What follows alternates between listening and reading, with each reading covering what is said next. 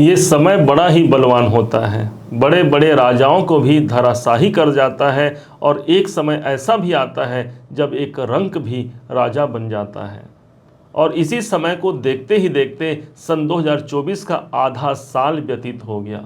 अब आधे साल की बारी है।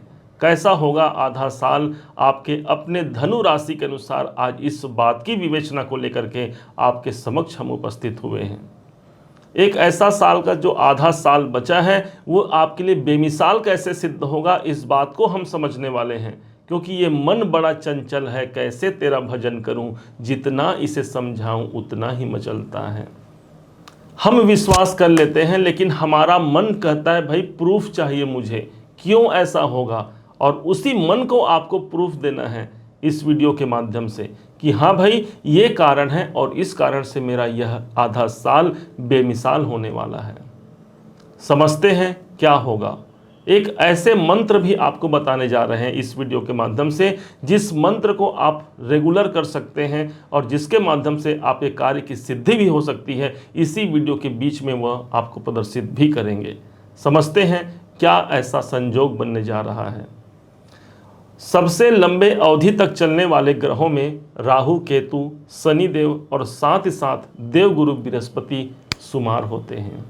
यही वो ग्रह हैं जिनका साइकिल लंबे अवधि तक होता है। 1.5 साल की अवधि तक राहु केतु चलते हैं, तो वहीं पर शनिदेव महाराज पूरे 2.5 साल का समय लेते हैं। तो वहीं पर एक ऐसे ग्रह बनते हैं देवगुरु बृहस्पति जो धनु राशि के अपने ही राशि के स्वामी होते हैं। इनका साइकिल पूरे के पूरे 12 महीने से 13 महीने का होता है। और इस समय पर एक ऐसा घर ऐसा होगा जहां पर इन चारों ग्रहों का प्रभाव पड़ने जा रहा है। हमने यहाँ पर धनु राशि का चार्ट बनाया हुआ है, आपकी कुंडली बनाया हुआ है, जिसके माध्यम से हम जान पाएंगे कि जुलाई से लेकर के दिसंबर तक क्यों और किस प्रकार से हमारे कार्य एक सकारात्मक स्थिति को प्राप्त करेंगे। इस बात को हम समझने जा रहे हैं। धनु राशि के जो सबसे निकटतम ग्रह इस समय पर चल रहे हैं वो है शनिदेव। एक तो आपके धन के मालिक और दूसरे तरफ शनिदेव का वक्री होना। इस समय पर शनिदेव का जो सबसे ज्यादा जो प्रभाव है वो है ठीक एक घर पीछे, अर्थात आपके धन भाव पर। द्वितीय भाव इस समय पर जागृत हो गया शनिदेव के माध्यम से। अब दूसरे जो सबसे निकटतम ग्रह आपके बने हुए हैं वही है राहुदेव। चतुर्थ भाव पर इनका गोचर हो रहा है। राहु के अंदर जुनून है, राहु के अंदर तड़प है किसी चीज को प्राप्त करने का। राहु के पास कोई बाउंड्री वॉल नहीं है, उसे तो चाहिए ही चाहिए, जो इवेंट उसे चाहिए वो लेकर के रहता है। और इसी कारण से चतुर्थ भाव पर राहु विद्यमान है। इस समय पर राहु एक ऐसी अवस्था में है जहां पर ये उत्तरा भाद्रपद नक्षत्र शनि के नक्षत्र पर इनका संचरण हो चुका है। अब शनि के पास 2 घर है, एक तो 11 नंबर, एक तो 10 नंबर। इस हिसाब से 10 नंबर पर ऑलरेडी शनि का प्रभाव बना हुआ है। अब यहां पर राहु का प्रभाव भी ठीक द्वितीय भाव पर, जहां पर 10 नंबर की राशि है, वो स्थान प्रभावी हो गया। तीसरे ग्रह पर आते हैं। तीसरे ग्रह जो निकटतम ग्रह आपके बने हैं वो है देवगुरु बृहस्पति, आपके अपने राशि के स्वामी। 6ठे भाव पर चल रहे हैं, प्राप्ति का ये स्थान होता है। अब यहां से माना जाता है कि देवगुरु की जो नवम दृष्टि होती है वो भाग्यवर्धक दृष्टि होती है, वहां भाग्य का संचार हो जाता है। इस हिसाब से गुरु की दृष्टि यहां से गिनते हैं तो ये हो गया 7, 8, 9। इनके पास जो नवम दृष्टि है उसके अनुसार भी ये आपके द्वितीय भाव को ही सबसे ज्यादा मजबूती प्रदान कर रहे हैं। अब एक ग्रह बच जाते हैं, वो है केतु देव। केतु के पास 10म भाव का पावर है। 10म भाव आपके कैरियर का है और यहाँ कैरियर भाव से इनकी जो दृष्टि पड़ती है वो भी पंचम दृष्टि द्वितीय भाव पर, अर्थात आपके धन के भाव पर सबसे ज्यादा प्रभावी है।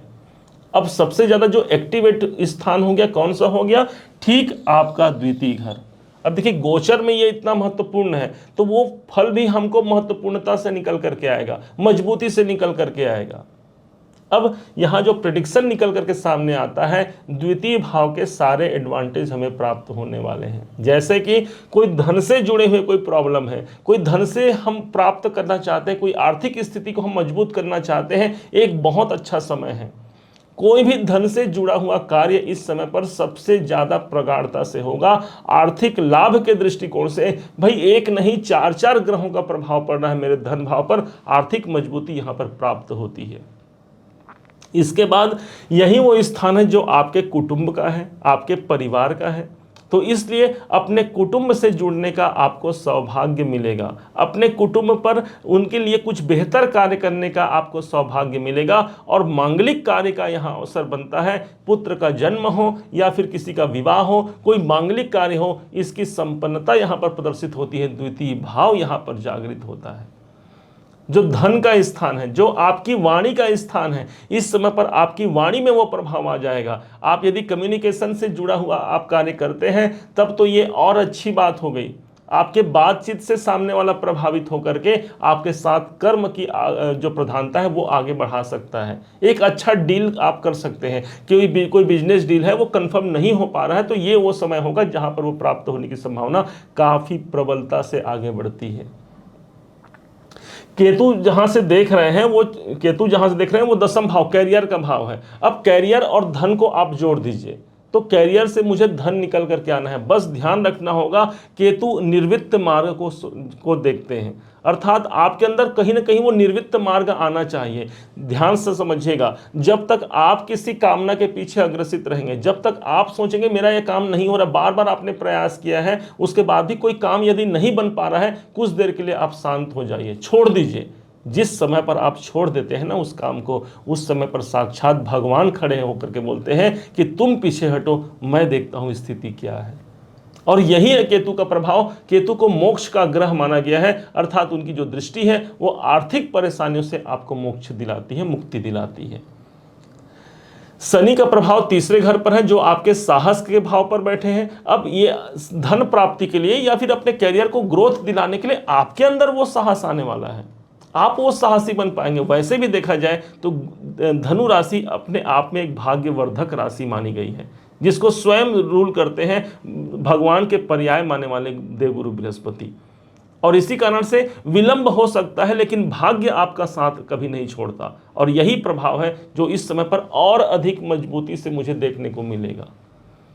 फिर राहु के पास तो भूख है, तड़प है, चतुर्थ भाव पर है, प्रॉपर्टी की भूख आपकी जगा देंगे, सुख प्राप्ति, लग्जरी लाइफ, इस सब के प्रति आपकी जिज्ञासा जगा देंगे। और यहां से इनका जब प्रभाव धन भाव पर है तो प्रॉपर्टी से जुड़े हुए कोई धन आप प्राप्त करना चाहते हैं अनुकूल समय, बेचना चाहते हैं अनुकूल समय, कोई ना कोई एक प्रॉपर्टी से जुड़ा हुआ या फिर भूमि, भवन, वाहन, मकान से जुड़ा हुआ कोई ना कोई इवेंट यहां पर निकल करके भी यदि आप कामना करते हैं वो प्राप्त होती है।